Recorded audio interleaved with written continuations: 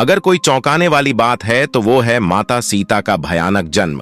आखिर उस भयानक रात में ऐसा क्या हुआ था जिससे लोगों के मन में तरह तरह के संदेह उठ रहे हैं। कुछ लोग तो उनके जन्म से भयानक भयभीत हो रहे हैं, लेकिन माता सीता की जन्म कुंडली खोल के रख दूंगा आज की इसी वीडियो में। नमस्कार मित्रों, स्वागत है आपका हमारे चैनल सुंदर वचन में। तो चलिए शुरू करते हैं। महर्षि वाल्मीकि ने अपने रामायण में लिखा है कि एक बार मिथिला राज्य में अकाल पड़ गया था। ऋषियों ने राजा जनक से यज्ञ का आयोजन करने के लिए कहा ताकि वर्षा हो। यज्ञ की समाप्ति के अवसर पर राजा जनक अपने हाथों से हल लेकर खेत जोत रहे थे। तभी उनके हल का नुकीला भाग, जिसे सीत कहते हैं, किसी कठोर चीज से टकराया और हल वहीं अटक गया। जब उस स्थान को खोदा गया तो एक कलश प्राप्त हुआ जिसमें एक सुंदर कन्या खेल रही थी। राजा जनक ने उस कन्या को कलश से निकाला और उस कन्या को अपनी पुत्री बनाकर आपने साथ ले गए। निसंतान सुनैना और जनक की संतान की इच्छा पूरी हुए। हल के सीत के टकराने से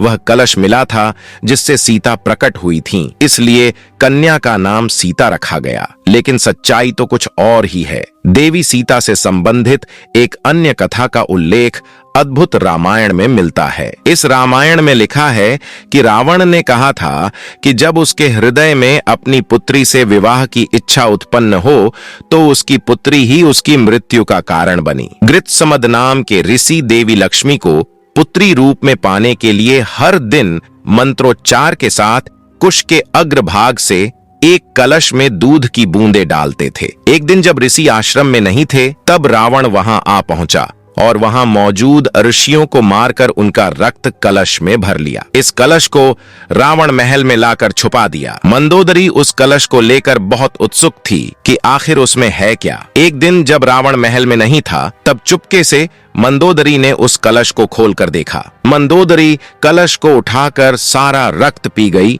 जिससे वह गर्भवती हो गई। यह भेद किसी को पता न चले, इसलिए वह लंका से बहुत दूर अपनी पुत्री को कलश में छुपाकर मिथिला भूमि में छोड़ आई। इस तरह सीता को रावण की पुत्री बताया जाता है, लेकिन इस बात में भी इतनी सच्चाई नहीं है। देवी सीता के जन्म की तीसरी कथा वेदवती नाम की एक ब्राह्मण कन्या से संबंधित है, जिसका उल्लेख ब्रह्मवैवर्त पुराण में मिलता है। इस कथा में बताया गया है कि एक समय वेदवती भगवान विष्णु को पति रूप में पाने के लिए तपस्या कर रही थी। हिमालय पर भ्रमण करते हुए रावण की नजर वेदवती पर गई और वह अंधा हो गया।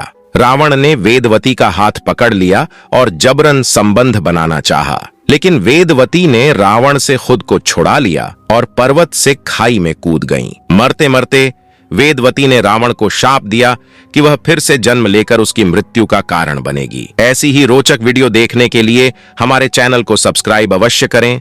धन्यवाद।